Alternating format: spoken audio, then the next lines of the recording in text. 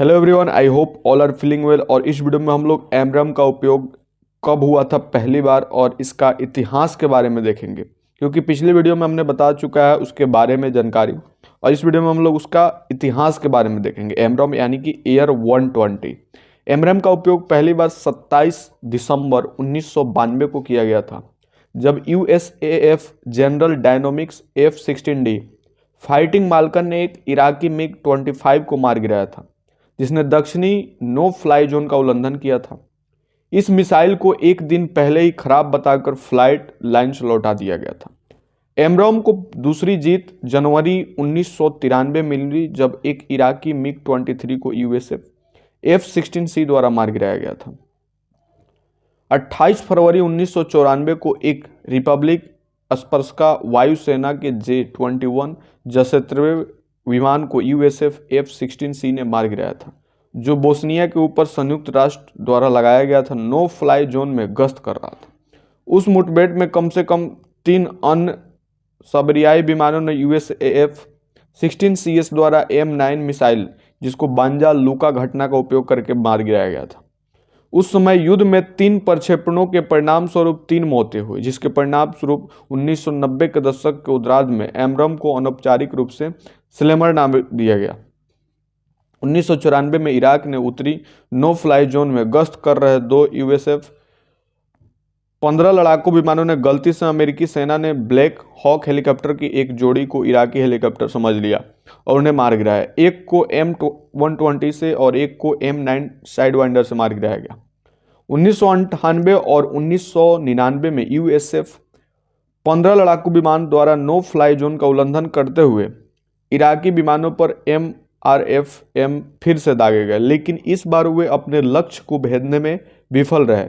वसंत 1999 के दौरान एमरैम्स ने ऑपरेशन एलाइड फोर्स कोसो बमबारी अभियान के दौरान अपनी मुख्य युद्ध कार्रवाई देखी। नोटो द्वारा 6 सबरियाई मिग 29 को मिलाया गया था।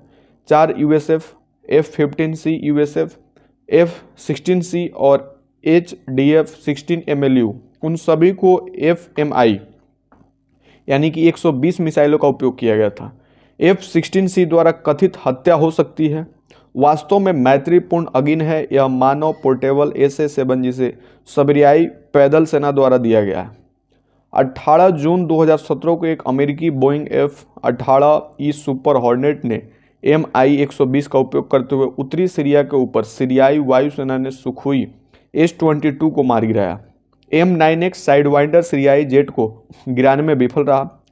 कुछ स्रोतों ने दावा किया कि FIMS या 9X को आगे की लपेटों से नष्ट कर दिया गया था। हालांकि FA-18E pilot lieutenant commander Michael AOB terminal ने कहा कि यह स्पष्ट नहीं है कि FIM-9X विफल क्यों हुआ। इसका उल्लेख करते हुए Su-22 द्वारा फ्लाईओवर्स का उपयोग नहीं, यह कहते हैं कि मैंने धुएं का निशान खो दिया और मुझे नहीं पता कि उस बिंदु पर मिसाइल के साथ क्या हुआ। इसके साथ अगर टर्की की बात करें तो 23 मार्च 2014 को 182 स्क्वाड्रन ने एक तुर्की वायुसेना को F-16 से M-120C के साथ सीरियाई अरब वायुसेना ने मिग 23BN को मार गिराया। 24 नवंबर 2015 को तुर्की वायुसेना ने F-16 ने कथित तौर पर तुर्की के हवाई क्षेत्र में प्रवेश करने के बाद उत्तरी सीरिया के ऊपर एक रूसी S-24 स्ट्राइक विमान से M120 मिसाइल को मार गिराया था।